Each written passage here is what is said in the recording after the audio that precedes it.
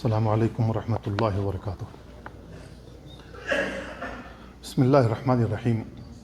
الحمد للہ رب العالمین والصلاة والسلام علی اشرف الانبیاء والمرسلین نبینا محمد وعلی آلہ وصحبہ اجمعین، اما بعد فاعوذ باللہ من الشیطان الرجیم وإلہکم الہ واحد لا الہ الا هو الرحمن الرحیم۔ برادران اسلام اور عزیز بھائیوں، پچھلے 5 ہفتوں میں توحید ربوبیت کے سلسلے میں بیان کیا جا چکا ہے۔ آج توحید الوہیت کے سلسلے میں کچھ باتیں عرض کروں گا۔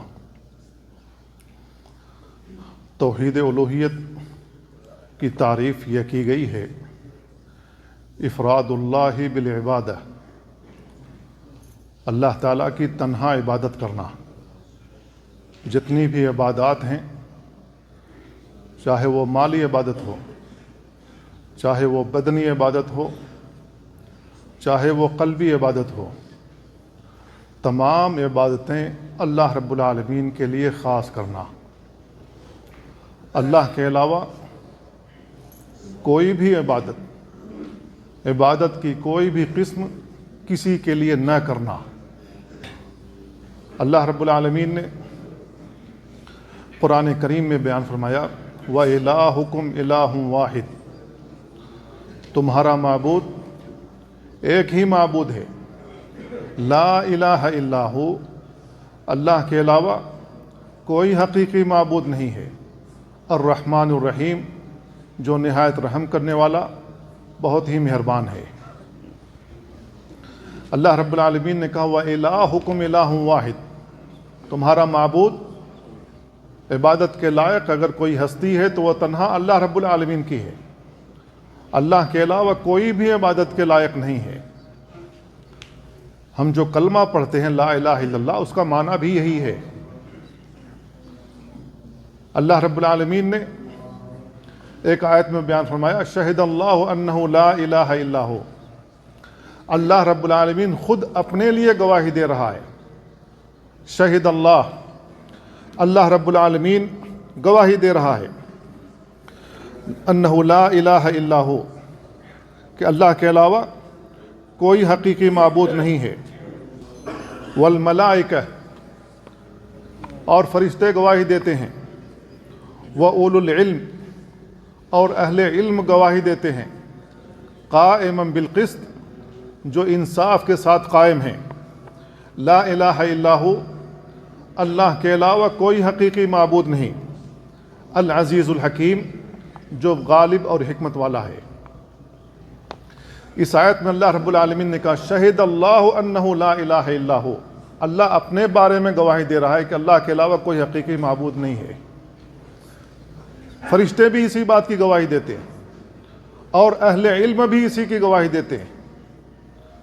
اللہ رب العالمین نے اسی کے لیے تمام انبیاء کرام بھیجے، یہی بات پہنچانے کے لیے کہ لوگوں، تنہا اللہ کی عبادت کرو، اللہ کے علاوہ تمہارا کوئی حقیقی معبود نہیں ہے۔ یہی بات پہنچانے کے لیے اللہ کے بندوں تک اللہ رب العالمین نے 1,24,000 انبیاء کرام بھیجے، جو اسی بات کی دعوت دیتے تھے کہ لوگوں، اللہ کی عبادت کرو، اللہ کے علاوہ کوئی بھی عبادت کے لائق نہیں ہے، اللہ کے ساتھ کسی کو شریک نہ ٹھہراؤ۔ اللہ رب العالمین نے قرآن کریم میں نوح علیہ السلام کا ذکر کیا، ہود علیہ السلام کا ذکر کیا، صالح علیہ السلام کا ذکر کیا، شعیب علیہ السلام کا ذکر کیا۔ ان نبیوں نے اپنی قوم سے جو کہا، اللہ رب العالمین نے قرآن کریم میں درج کیا ہے: یا قوم اعبدوا اللہ ما لکم من الہ غیرہ، اے لوگو، اے میری قوم کے لوگو، تنہا اللہ کی عبادت کرو، اللہ کے علاوہ کوئی حقیقی معبود نہیں ہے۔ ان تمام نبیوں نے جو بات کہی، ان کے الفاظ اللہ تعالیٰ نے قرآن کریم میں بیان فرمائے۔ اللہ رب العالمین نے نوح علیہ السلام کے سلسلے میں کہا: وَلَقَدْ أَرْسَلْنَا نُوحًا إِلَىٰ قَوْمِهِ، ہم نے نوح علیہ السلام کو ان کی قوم کی طرف بھیجا۔ فقال یا قوم اعبدوا اللہ ما لکم من الہ غیرہ، تو انہوں نے کہا کہ اے میری قوم کے لوگوں، اللہ کی عبادت کرو، اللہ کے علاوہ تمہارا کوئی معبود نہیں ہے، کوئی بھی عبادت کے لائق نہیں ہے۔ نبی کریم صلی اللہ علیہ وسلم سے پہلے جتنے بھی انبیاء رسول بھیجے گئے سب نے اسی بات کی دعوت دی تھی۔ وَمَا أَرْسَلْنَا مِن قَبْلِكَ مِن رَسُولٍ إِلَّا نُوحِي إِلَيْهِ أَنَّهُ لَا إِلَٰهَ إِلَّا أَنَا فَاعْبُدُونِ، اے نبی ہم نے آپ سے پہلے جتنے بھی رسول بھیجے ان کی جانب وحی کی تھی کہ اللہ کے علاوہ کوئی حقیقی معبود نہیں ہے، لہذا میری عبادت کرو، تنہا اللہ رب العالمین کی عبادت کرو۔ اللہ رب العالمین نے اسی کے لیے انسانوں اور جناتوں کو پیدا کیا ہے کہ وہ دنیا میں تنہا اللہ رب العالمین کی عبادت کریں، اس کے علاوہ کسی کی عبادت نہ کریں، اس کی عبادت میں کسی کو بھی شریک نہ ٹھہرائیں۔ وما خلقت الجن والانس الا لیعبدون، ہم نے انسان اور جنات کو اپنی عبادت کے لیے پیدا کیا ہے، ہم اور آپ تنہا اللہ رب العالمین کی عبادت کرتے رہیں، اللہ کے ساتھ کسی کو بھی شریک نہ ٹھہرائیں۔ وَلَقَدْ بَعَثْنَا فِي كُلِّ أُمَّةٍ رَسُولًا أَنِ اعْبُدُوا اللَّهَ وَاجْتَنِبُوا الطَّاغُوتَ، اللہ رب العالمین نے کہا ہم نے ہر امت میں رسول بھیجا، جہاں کہیں بھی امت پائی گئی پوری دنیا میں، جہاں کہیں بھی لوگ پائے گئے اور وہاں جہالت عام تھی، شیطانوں کی عبادت ہو رہی تھی، اللہ کو چھوڑ کر کسی کی بھی عبادت ہو رہی تھی، اللہ رب العالمین نے وہاں رسول بھیجا۔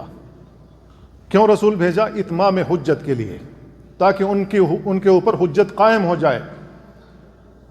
جب اتمام حجت ہو جائے، اس کے باوجود وہ ایمان نہ لائیں، اللہ کی وحدانیت کو تسلیم نہ کریں، رسول کی رسالت کو تسلیم نہ کریں، اور اللہ اور اس کے رسول کے احکام کے مطابق زندگی نہ گزاریں، تو اب ان کے اوپر حجت قائم ہو گئی، اب اللہ رب العالمین ان کو تباہ کر دے گا۔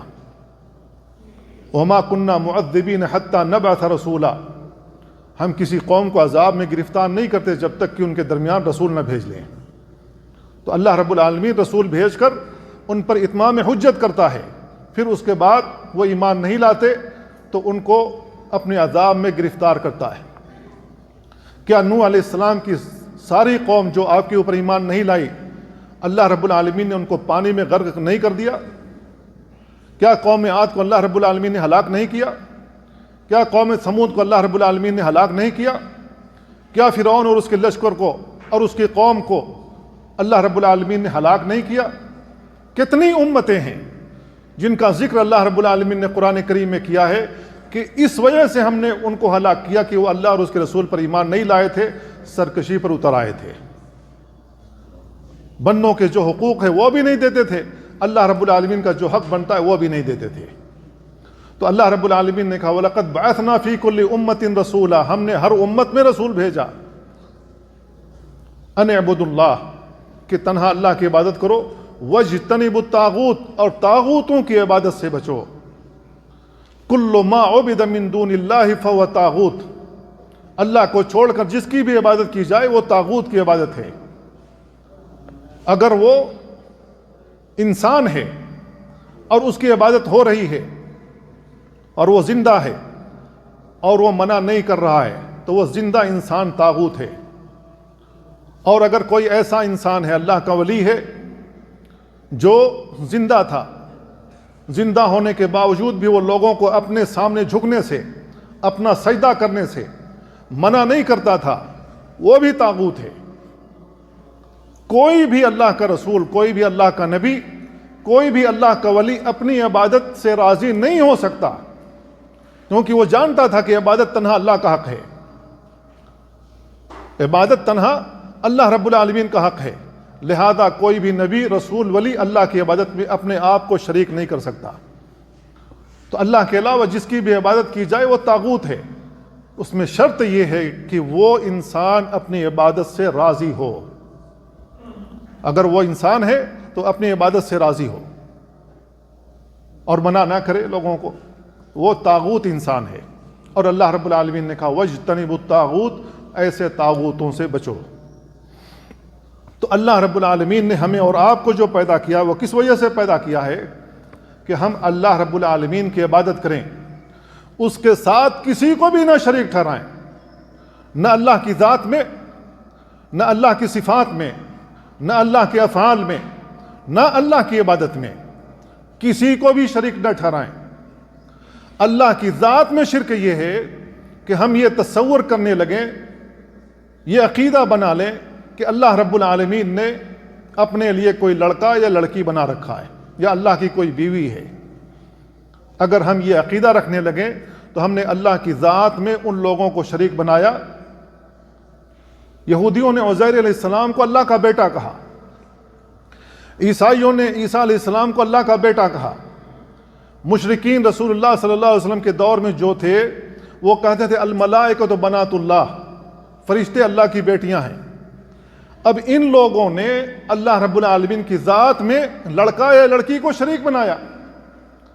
اللہ رب العالمین اپنی ذات میں شراکت سے پاک ہے، کیونکہ اللہ رب العالمین نے سورۃ الاخلاص میں کہا قل هو اللہ احد، اللہ ایک ہے، لہذا وہ بیوی اور بچوں کا محتاج نہیں ہے۔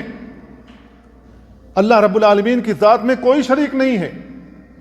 اللہ رب العالمین نے کہا وقالوا اتخذ الرحمن ولدا لقد جئتم شيئا ادا تكاد السماوات يتفطرن منه وتنشق الارض وتخر الجبال هدا ان دعوا للرحمن ولدا وما ينبغي للرحمن ان يتخذ ولدا ان كل من في السماوات والارض الا آتي الرحمن عبدا لقد احصاهم وعدهم عدا وكلهم آتيه يوم القيامة فردا۔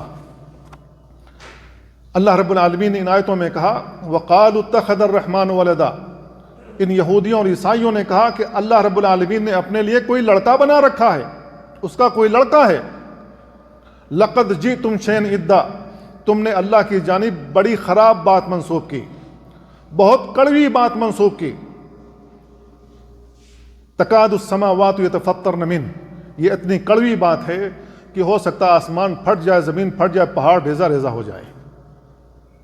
اللہ کا کوئی لڑکا ہے یا لڑکی ہے، صرف اتنا کہنا اتنا کڑوا ہے اللہ رب العالمین کے لیے کہ اللہ رب العالمین اس کی وجہ سے آسمان و زمین پھاڑ سکتا ہے، اس کی وجہ سے پھٹ جائیں گے، اتنا کڑوا ہے یہ۔ تو اللہ رب العالمین نے کہا ما ينبغي للرحمن ان يتخذ ولدا، رحمان کے لیے، اللہ کے لیے مناسب نہیں ہے کہ وہ اپنے لیے کوئی لڑکا بنائے۔ تو ان آیتوں میں اللہ رب العالمین نے انکار کیا ہے کہ اللہ تعالیٰ کا کوئی لڑکا ہے یا لڑکی ہے۔ تو ان لوگوں نے اللہ رب العالمین کا شریک بنایا اللہ کی ذات میں۔ اللہ کی صفات میں بھی کوئی شریک نہیں ہے۔ اللہ رب العالمین کی جتنی بھی صفات ہیں اس میں وہ تنہا ہے، یکتا ہے، اس میں اس کا کوئی ساجی و شریک نہیں ہے۔ اللہ رب العالمین اپنے افعال میں تنہا ہے، جو کچھ بھی وہ کرتا ہے اللہ رب العالمین تنہا کرتا ہے۔ اللہ رب العالمین تنہا اپنی عبادت چاہتا ہے، اپنی عبادت میں شراکت پسند نہیں ہے، اس کو شراکت نہیں چاہتا ہے۔ اسی وجہ سے اللہ رب العالمین نے سورہ کہف کی جو آخری آیت ہے اس میں بیان فرمایا اللہ رب العالمین کی عبادت میں کسی کو شریک نہ ٹھہراؤ۔ تو اللہ رب العالمین نے منع فرمایا کہ اس کی ذات میں کسی کو شریک بنایا جائے، اس کے افعال میں کسی کو شریک بنایا جائے، یا اس کی عبادت میں کسی کو شریک بنایا جائے۔ اللہ رب العالمین اس سے منع فرماتا ہے۔ نوح علیہ السلام کی قوم وہ پہلی قوم ہے جو دنیا میں شرک میں ملوث ہوئی۔ اللہ رب العالمین نے ان کی طرف سب سے پہلا رسول جو بھیجا وہ نوح علیہ السلام کو۔ 950 سال تک وہ اپنی قوم سے کہتے رہے کہ جن کی تم عبادت کرتے ہو وہ اللہ کے نیک لوگ تھے، وہ انسان تھے، اللہ کے نیک بندے تھے۔ شیطان نے انسانوں کو ورغلا کر ان کا پہلے احترام کروایا، اسٹیچو بنایا، احترام کروایا، پھر ان سے برکت لینا شروع کیا، آخر میں چل کر کے اس کے سامنے سجدہ کروایا۔ تو نوح علیہ السلام کی قوم نے نوح علیہ السلام سے کیا کہا؟ نوح علیہ السلام کی قوم ایک دوسرے سے کیا کہتی رہی؟ سورہ نوح پڑھ لیجئے، اللہ رب العالمین نے ان کی کہی ہوئی بات بیان فرمائی ہے۔ قالوا لا تذرن آلہتکم ولا تذرن ودا ولا سواعا ولا یغوث ویعوق ونسرا۔ یہ 5 لوگ ہیں جو نیک انسان تھے۔ ابن عباس رضی اللہ عنہما کی روایت آتی ہے انہوں نے کہا کہ یہ جو پانچوں نام آئے ہیں قوم نوح کے نیک انسان تھے، لہذا شیطان نے ان کو ورغلایا اور کہا کہ یہ نیک لوگ تھے، لہذا ان کے سامنے سجدہ کروا دیا۔ تو ان لوگوں نے کیا کہا تھا؟ وَقَالُوا لَا تَذَرُنَّ آلِهَتَكُمْ، ان لوگوں نے کہا اپنے معبودوں کو ہرگز نہیں چھوڑنا، ان کا دامن نہیں چھوڑنا، ان سے چمٹ کے رہنا۔ لا تذرن آلہتکم ولا تذرن ودن، تم ود کو نہیں چھوڑنا، ولا سواعا، نہ سوا کو چھوڑنا، ولا یغوث و یوق و نسرا، نہ یغوث یوق و نسر کو چھوڑنا۔ یہ پانچ ہیں پنجتن پاک، نوح علیہ السلام کی قوم کے زمانے کے پانچ نیک لوگ تھے، ان کی پوجا ہوتی تھی، یہ نیک انسان تھے۔ اسی طریقے سے نوح علیہ السلام کے بعد جتنے بھی معبودوں کی عبادت کی گئی، اللہ رب العالمین نے کہا کہ وہ حقیقی معبود نہیں ہیں، حقیقی معبود تنہا اللہ رب العالمین ہے۔ لہذا اللہ کو چھوڑ کر جن کو بھی پکارا جا رہا ہے، جن سے بھی دعائیں مانگی جا رہی ہیں، جن کی بھی عبادت ہو رہی ہے، چاہے ان کے سامنے سجدہ ہو رہا ہو، رکوع ہو رہا ہو، یا ان کے سامنے چڑھاوے چڑھائے جا رہے ہوں، یا ان سے مدد مانگی جا رہی ہو، یا ان کو مشکل کشا حاجت روا سمجھا جا رہا ہو، اب ان کو مشکل کشا حاجت روا سمجھ کر کے ان کو پکارا جا رہا ہے۔ بھر دو جھولی میری یا محمد، محمد صلی اللہ علیہ وسلم سے دعا کی جا رہی ہے، محمد صلی اللہ علیہ وسلم ہماری جھولی بھر دیجئے۔ اب یہی دعا مسلمان اپنی حاجات لے کر کے مختلف جگہوں پر جاتے ہیں، مختلف ولیوں کے دربار میں جاتے ہیں، اور جا کر کے ان سے درخواستیں کرتے ہیں کہ ہماری جھولی بھر دیجئے، ہماری مرادیں پوری ہوں۔ لہذا ان کے دروں پر جا کر کے وہ اللہ کی عبادت میں ان کو شریک بناتے ہیں۔ تو اللہ رب العالمین نے بیان فرمایا ذالک بأن اللہ هو الحق وأن ما تدعون من دونه هو الباطل، کہ اللہ رب العالمین حقیقی معبود ہے، اللہ رب العالمین تنہا حقیقی معبود ہے، وأن ما تدعون من دونه هو الباطل، اللہ کو چھوڑ کر جن کو بھی تم اپنی مدد کے لیے پکارتے ہو وہ سب کے سب باطل ہیں، وہ معبود نہیں ہیں، وہ عبادت کے لائق نہیں ہیں۔ وَأَنَّ اللَّهَ هُوَ الْعَلِيُّ الْكَبِيرُ، اللہ رب العالمین بڑا اور بلند ہے۔ تو اللہ رب العالمین نے اس آیت میں کہا کہ اللہ کو چھوڑ کر جن کو بھی پکارا جا رہا ہے وہ حقیقی معبود نہیں ہیں۔ وَأَنَّ مَا تَدْعُونَ مِن دُونِهِ هُوَ الْبَاطِلُ، اللہ کو چھوڑ کر جن سے بھی تم دعا کرتے ہو، جن کو بھی تم پکارتے ہو، وہ سب باطل ہیں، وہ معبود نہیں ہیں۔ اللہ رب العالمین نے دوسری آیت میں سمجھانے کی کوشش کی کہ اے قوم نوح علیہ السلام کے زمانے کے لوگوں اور نبی کریم صلی اللہ علیہ وسلم کے زمانے میں بھی جن کی بھی عبادت ہوتی تھی، قریش، اہل قریش کن کی عبادت کرتے تھے؟ اللہ تعالیٰ نے قرآن مجید میں ان کا ذکر کیا ہے، فرمایا افرأیتم اللات والعزى ومناة الثالثة الأخرى، یہ لات اور منات اور حبل، یہ نبی کریم صلی اللہ علیہ وسلم کے زمانے میں ان کو پوجا جا رہا تھا۔ لات ایک انسان تھا، طائف کی میقات کے پاس، یہ وہاں نخلہ نامی جگہ ہے، یہ وہاں بیٹھ کر کے ستو گھولا کرتا تھا، اور جتنے بھی حاجی وہاں سے مکہ کے لیے روانہ ہوتے تھے ان کو ستو گھول کر کے پلاتا تھا، یہ اس کی خدمت تھی، یہ اس کا نیک عمل تھا۔ جب وہ مر گیا تو لوگوں نے اس کو وہیں دفن کر دیا جہاں یہ بیٹھ کر کے لوگوں کی خدمت کیا کرتا تھا۔ پھر اسے انسان کا پتلا بنا کر کے قبائل میں پوجا جانے لگا، ایک تو قبر اس کی موجود تھی، دوسری اس کی مورتی بنا دی گئی، اس کی بھی پوجا ہونے لگی۔ یہ لات کا اللہ رب العالمین نے یہاں جو قرآن مجید میں ذکر کیا وہ انسان تھا۔ وہ منات، لات کے بعد عزا آتا ہے۔ عزا ایک دیوی تھی، ایک خاتون تھی، عورت تھی جس کی پوجا ہو رہی تھی، اس کے اوپر مورتی رکھی ہوئی تھی۔ یہ خاتون، یہ جادوگرنی نیچے تہ خانے میں بیٹھی ہوتی تھی۔ اللہ کے نبی صلی اللہ علیہ وسلم نے جب مکہ فتح کیا ہے، فتح مکہ کے بعد اللہ کے نبی صلی اللہ علیہ وسلم نے خالد بن ولید رضی اللہ تعالیٰ عنہ کو کہا عزا کا جو مندر ہے اس کو ڈھا دو، اس کو نیست و نابود کر دو، زمین دوز کر دو اس کو۔ خالد بن ولید اپنا لشکر لے کر کے گئے، عزا کے جو مندر تھا اس کو ڈھا کر کے نیچے کر دیا، ختم کر دیا۔ اللہ کے نبی صلی اللہ علیہ وسلم کے پاس آئے، کہا کہ اللہ کے نبی ہم نے اس کو ختم کر دیا، اس کو ڈھا دیا۔ اللہ کے نبی صلی اللہ علیہ وسلم نے بیان فرمایا کہ تم نے کچھ نہیں کیا، تم نے کچھ نہیں کیا، دوبارہ جاؤ، وہاں ایک خاتون ملے گی جو عزا ہے۔ اب وہاں جتنے بھی لوگ تھے، خالد بن ولید دوبارہ گئے رضی اللہ تعالیٰ عنہ، اور جا کر کے اس کو تلاش کیا۔ جو انسان وہاں ملا اور اس سے پوچھتے ہیں کہ عزا کہاں ہے، لوگوں نے بتایا تہ خانے میں، تہ خانے میں وہ جادوگرنی بیٹھی تھی، اس کو قتل کیا۔ پھر اللہ کے نبی صلی اللہ علیہ وسلم کے پاس آ کر کے خبر دیا کہ اللہ کے نبی، میں نے عزا کو بھی ختم کر دیا۔ یہ زندہ انسان تھی، ایک خاتون تھی، لوگوں نے عقیدہ بنا رکھا تھا کہ یہ جو عزا ہے یہ لوگوں کو برباد کر دے گی۔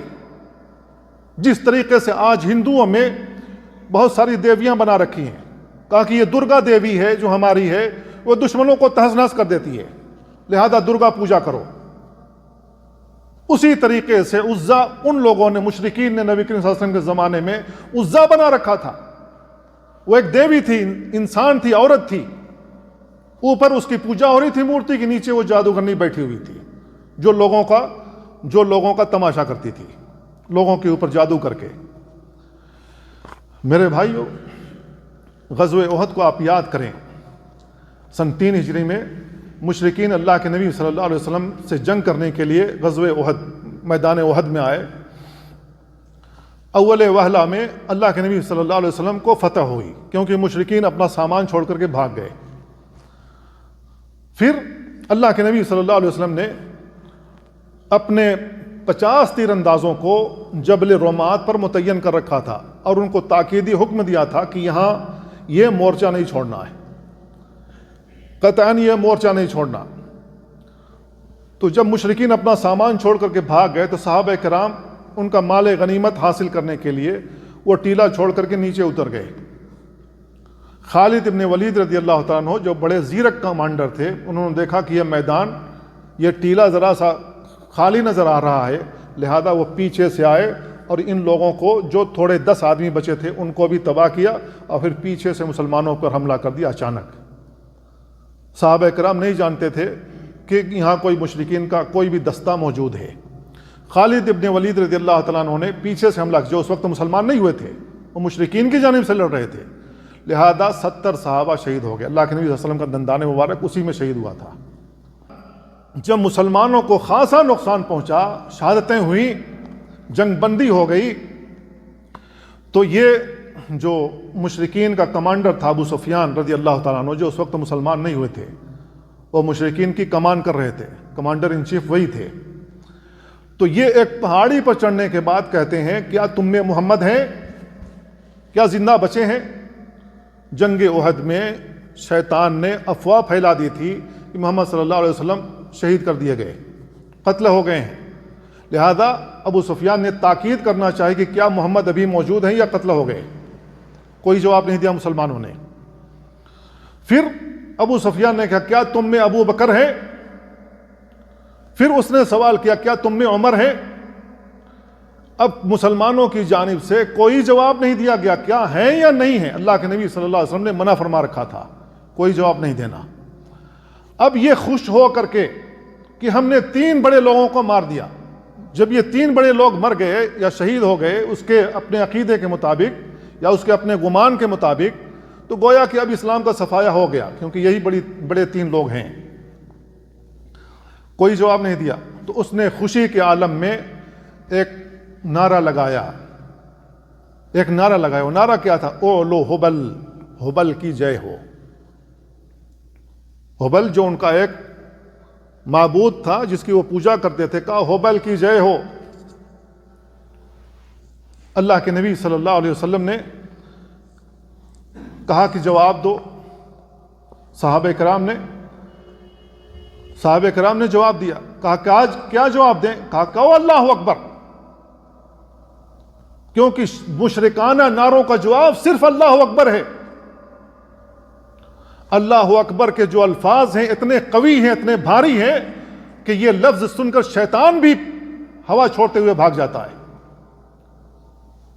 اب ان کافروں کے اندر جو جوش بھرتا ہے وہ کون بھرتا ہے؟ یہی شیطان، لہٰذا وہ اپنے آپ کو بڑا طاقتور سمجھتے ہیں، لیکن جب اللہ اکبر کی آواز مسلمان زوردار آواز میں لگاتے ہیں، شیطان فرار ہو جاتا ہے۔ اب ان کے اندر کی جو ہوا بھر رکھی تھی شیطان نے وہ نیچے چلی جاتی ہے، لہذا ان کا مورال ڈاؤن ہوتا ہے۔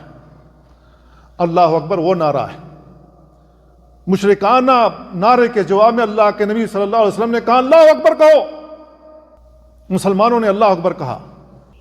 پھر اس نے ایک اور بات کہی تھی، وہ یہ بات کہی تھی لنا عزا ولا عزا لکم، یہی بتانا آج مقصود تھا، ہمارے لیے عزا دیوی ہے جو دشمنوں کا ناش کرتی ہے، دیکھو آج ہم نے تمہارے 70 لوگوں کو ناش کر دیا۔ عزا ایک دیوی تھی، ابو سفیان نے نعرہ لگایا لنا عزا ولا عزا لکم، ہمارے لیے عزا دیوی ہے، تمہارے لیے کوئی عزا نہیں، کوئی دیوی نہیں ہے، لہذا تم ہم پر بھاری نہیں ہو سکے، جنگ ہم سے نہیں جیت سکے۔ اللہ کے نبی صلی اللہ علیہ وسلم نے کہا جواب کیوں نہیں دیتے؟ صحابہ کرام نے کہا کیا جواب دیں؟ ان کے نعرے کا جواب دو اللہ مولانا ولا مولا لکم، اللہ ہمارا مولا ہے، تمہارا کوئی مولا نہیں، اللہ ہمارا مولا ہے، تمہارا کوئی مولا نہیں۔ یہ جو تمہاری دیوی ہے جھوٹی ہے، اس کے پاس کوئی شکتی نہیں سوائے جادوئی شکتی کے، اللہ رب العالمین کے پاس ساری قوتیں ہیں، اللہ رب العالمین بڑی قوت والا ہے، ذو القوت المتین، بڑی قوت والا ہے۔ تو اللہ کے نبی صلی اللہ علیہ وسلم نے ان کے نعروں کا جواب دیا، اور اس میں محل شاہد ہے ابو سفیان نے نعرہ لگا تھا لنا عزا ولا عزا لکم، وہ ایک دیوی کی پوجا کر رہے تھے جو زندہ تھی، جو اپنی عبادت سے راضی تھی۔ تو میرے بھائیوں، ہمیں پڑھنا چاہیے کہ کن کی وہ لوگ عبادت کرتے تھے، لات ہے، عزا ہے، منات ہے، قرآن کریم میں اللہ رب العالمین نے ان کا تذکرہ کیا ہے، ان کی عبادتیں ہو رہی تھیں۔ اللہ رب العالمین ان دیوی دیوتاؤں کے بارے میں کہہ رہا ہے کیا یہ حقیقی معبود ہیں؟ یہ حقیقی معبود نہیں ہیں، تم نے ان کو جو بھگوان خدا بنا رکھا ہے، کیا یہ حقیقی خدا ہے؟ کیا اس کی کوئی دلیل ہے کہ اللہ رب العالمین نے ان کو بھگوان بنا رکھا ہے، یا انہوں نے دعویٰ کیا کہ میں تمہارا بھگوان ہوں، میں تمہارا خدا ہوں؟ اللہ رب العالمین کہہ رہا ہے ان ہی الا اسماء سمیتموها انتم وآباؤکم ما انزل اللہ بہا من سلطان، ان ہی الا اسماء، ان بھگوانوں کو جو تم نے بنا رکھا یہ بھگوان، اور سمجھتے ہو کہ یہ تمہارے معبود ہیں، ان ہی الا اسماء، یہ تو صرف ایک نام ہے، سمیتموها، تم نے ان کو نام دیا ہوا ہے، یہ رام بھگوان ہے، یہ سیتا بھگوان ہے، یہ گڑیش بھگوان ہے، یہ فلاں بھگوان، یہ ڈھکا بھگوان، یہ تم نے نام دیا ہوا ہے۔ کیا اللہ نے نام دیا ہوا ہے ان کا؟ کیا اللہ رب العالمین نے اقرار کیا کہ یہ تمہارے بھگوان ہیں؟ کیا اللہ کے نبی صلی اللہ علیہ وسلم کے ذریعے سے یا کسی بھی نبی کے ذریعے سے کہا گیا ہو کہ یہ تمہارے بھگوان ہوں گے؟ نہیں، بلکہ تم نے خود بنا رکھا ہے، ان ہی الا اسماء سمیتموها انتم وآباؤکم، تم نے اور تمہارے باپ داداؤں نے ان کا نام رکھا ہوا ہے، ما انزل اللہ بہا من سلطان، اللہ رب العالمین نے اس کی کوئی دلیل نہیں اتاری ہے۔ اللہ رب العالمین نے تردید کی یا نہیں کی؟ اللہ رب العالمین نے تردید کی۔ اسی وجہ سے یوسف علیہ السلام جب قید میں گئے تو وہاں پر جو مشرک قیدی موجود تھے ان کو سمجھا رہے تھے ارباب متفرقون خیر، کیا تمہارے جو الگ الگ معبود ہیں، کیا تمہارے جو الگ الگ رب ہیں جن کو تم نے بنا رکھا ہے، یہ بہتر ہے ام اللہ الواحد القہار، یا تنہا اللہ رب العالمین جس کا قہر سب کے اوپر یکساں ہے؟ کون بہتر ہے؟ اب ان لوگوں سے پوچھا جائے جن کو معبود بنا رکھا ہے، جن کو بھگوان بنا رکھا ہے، اب ان مشرکوں سے پوچھا جائے کہ کون تمہارا تگڑا بھگوان ہے، تمہارا کون تگڑا بھگوان ہے؟ کہیں گے یہ بھی بھگوان، یہ بھی بھگوان، یہ بھی بھگوان، برہما بھی بھگوان ہے، شیو بھی بھگوان ہے۔ اب برہما جی کا اختلاف ہو گیا شیو سے، کہ برہما نے شیو سے کہا کہ جاؤ ساری کائنات کی پیمائش کر کے آؤ، شیو جی گئے سارے کائنات کی پیمائش کر کے چلے آئے، کہا کہ اتنا ہے۔ پھر اب نمبر آیا برہما کا، ان کو بھی امتحان لینا تھا، لہذا شیو نے کہا برہما سے، برہما نے کے سامنے جب شیو نے اپنی لنگ ظاہر کی، کہا کہ جاؤ اس کو ناپ کے آؤ۔ اب برہما جی جا رہے ہیں اس کو ناپنے کے لیے جو انہوں نے لنگ ظاہر کی، تو یہ بڑی ہوتی جا رہی ہے۔ اب تھک ہار کر کے برہما آئے، وہ کہا کہ بھگوان جی یہ میرے بس کی بات نہیں ہے، جہاں تک جاتا ہوں یہ لمبی ہوتی جا رہی ہے، لہذا انہوں نے کہا کہ پربھو آپ ہی بھگوان ہیں۔ اب تگڑا کون ہوا؟ برہما ہوا یا شیو ہوا؟ اس لیے وہ شیو کی پوجا کرتے ہیں، کہتے ہیں کہ یہ تگڑا بھگوان ہے۔ اب جگہ جگہ شیو لنگ کے اس کے اوپر دودھ چڑھایا جاتا ہے۔ جن بھگوانوں کو تم نے بنا رکھا ہے، اگر یہ رام بھگوان ہے تو یہ محتاج ہے کسی پتھر کا۔ پتھر لایا جائے گا کسی اور ملک سے، پھر لا کر کے اس کو تراشا جائے گا، چھینیوں کی وہ مار کھائے گا، مشینوں کے ذریعے سے اس کی کٹنگ ہوگی، مشینوں کے ذریعے کٹنگ ہو کر کے پھر اس کی ایک شیپ بنے گی، رام کی شیپ بنے گی۔ اب اتنا دھکا اور مکہ مارے کھانے کے بعد ایک رام کی تصویر بن کر کے آئی۔ اب یہ رام جی کی تصویر بن گئی، یہ خود جا کر کے استھاپت نہیں ہو سکتا، کہیں جا کر کے نصب نہیں ہو سکتا، اس کو لا کر کے نصب کروایا جائے گا۔ پتھر کہیں اور سے لایا گیا، اس کو مورتی بنائی گئی، اس کو لا کر کے نصب کیا گیا، پھر اس کے اندر پران ڈالا جا رہا ہے، اس کے اندر روح ڈالی جا رہی ہے۔ اب انسان رام کے اندر روح ڈال رہا ہے، اب کہتے ہیں کہ رام بھگوان ہے، ایک جانب کہتے ہیں رام بھگوان ہے، اب اس کے اندر روح کیسے ڈال رہے ہو؟ تم انسان اس کے اندر روح ڈال رہے ہو، اور تم اس کے اندر اگر روح ڈال رہے ہو، کیا وہ روح کا تمہارے محتاج ہے؟ اگر وہ بھگوان ہے تو تم اس کے اندر پران ڈال رہے ہو اور روح ڈال رہے ہو، تو وہ چلتا پھرتا کیوں نہیں؟ وہ کیسا بھگوان ہے جو بنواس ہو گیا، جس کو نکال دیا گیا، اس کی ماں نے اس کو نکلوا دیا؟ یہ کیسا بھگوان ہے؟ یہ کیسا بھگوان ہے کہ اس کو پتہ ہی نہیں کہ اس کی بیوی سیتا کون اٹھا کر کے لے گیا؟ یہ کیسا بھگوان ہے؟ میرے بھائیوں، کسی نے عقل سلیم رکھی ہو، کسی کے پاس عقل سلیم ہو، اس کو سمجھایا جا سکتا ہے کہ یہ تمہارے حقیقی معبود نہیں ہیں۔ حقیقی معبود تنہا اللہ رب العالمین ہے۔ یہ تمہارے جو معبود ہیں کس کام کے ہیں؟ اس کے لیے تم نے مندر بنایا، اس کے سامنے سجدہ کرنے جاتے ہو اور ہاتھ جوڑ کر کے کہتے ہو ہماری رکشا کرنا، ہماری مدد کرتے رہنا۔ جو اپنی بیوی کی مدد نہیں کر سکا تمہاری کیسے کرے گا؟ اس کو یہی نہیں معلوم ہے کہ اس کی بیوی کون اٹھا کر کے لے گیا۔ تو میرے بھائیو، اس کے اوپر چڑھاوے چڑھاتے ہیں، اس کے سامنے رکوع کرتے ہیں، سجدے کرتے ہیں۔ سارا لائیو دیکھا یا نہیں دیکھا لوگوں نے؟ سارا لائیو دیکھا، لوگ سجدے میں گر رہے ہیں، چڑھاوے چڑھا رہے ہیں، پران پرتشٹھا ہو رہی ہے، سب کچھ انہوں نے دکھایا، ہم تو نہیں گئے دیکھنے کے لیے۔ کیا وہ سب محتاج ہے بھگوان اگر ہے تو؟ اگر وہ محتاج ہے ان چیزوں کا تو پھر بھگوان کیسے بھگوان ہو سکتا ہے؟ اسی وجہ سے اللہ رب العالمین نے کہا ان ہی الا اسماء سمیتموہا، یہ جو تم نے فلاں بھگوان کا نام دے رکھا ہے، یہ تم نے دے رکھا ہے، ما انزل اللہ بہا من سلطان، اللہ تعالیٰ نے اس کی کوئی دلیل نہیں اتاری ہے۔